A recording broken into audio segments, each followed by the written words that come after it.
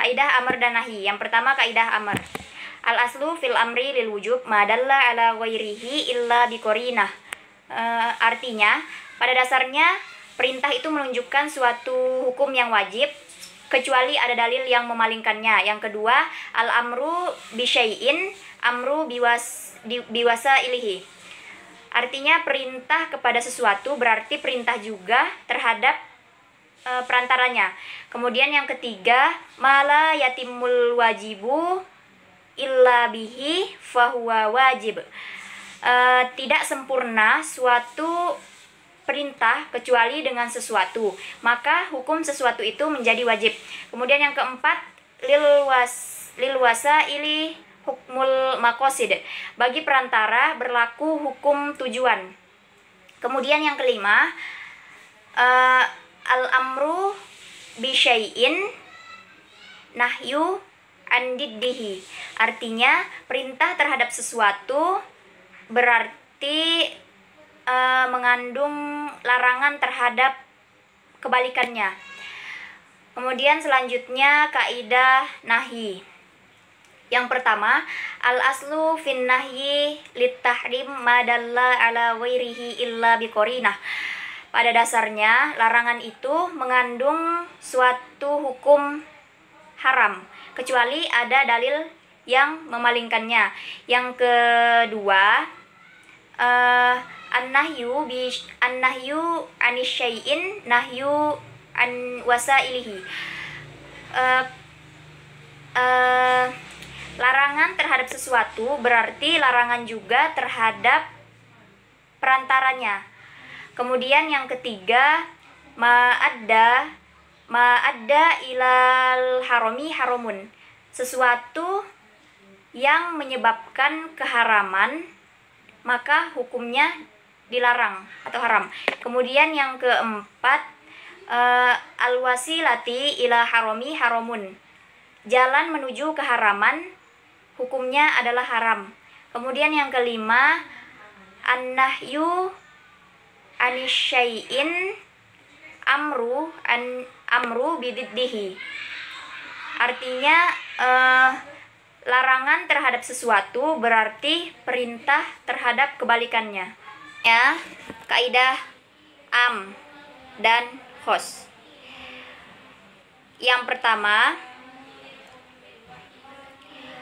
al-umumu la yatasawwaru fil ahkami. Keumuman itu tidak menggambarkan suatu hukum atau hukum-hukum. Yang kedua, al-mafhumu lahu umumun.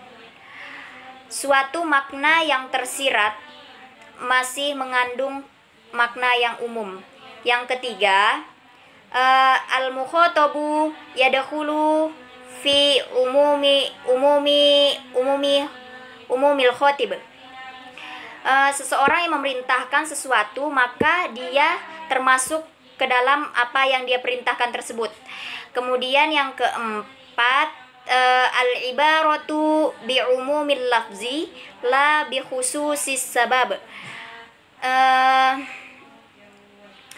Suatu kalimat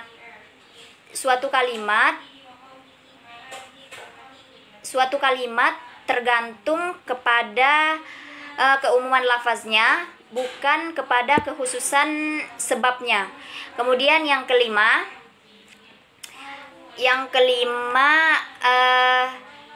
al-amalu bil ami qoblal bahthi anil mukhassis la yajuz.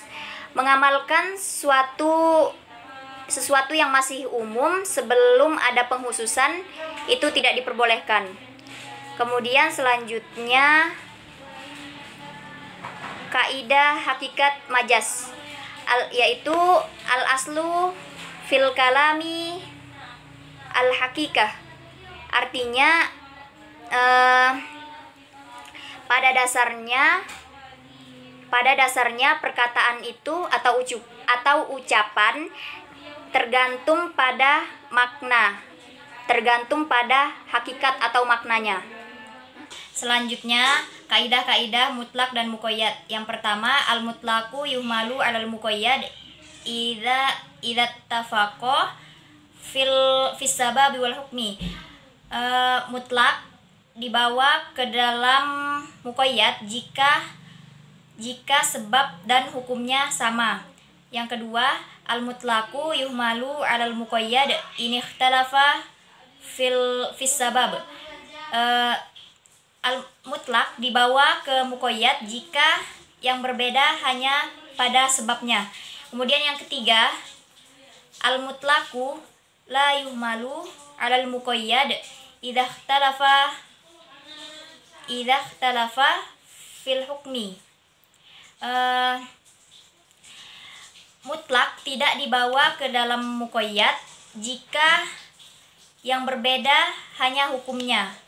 Kemudian yang keempat, al-mutlaqu la yuhmalu 'alal muqayyad idza ikhtalafa fis sababi wal hukmi. Artinya mutlak tidak dibawa ke dalam muqayyad jika yang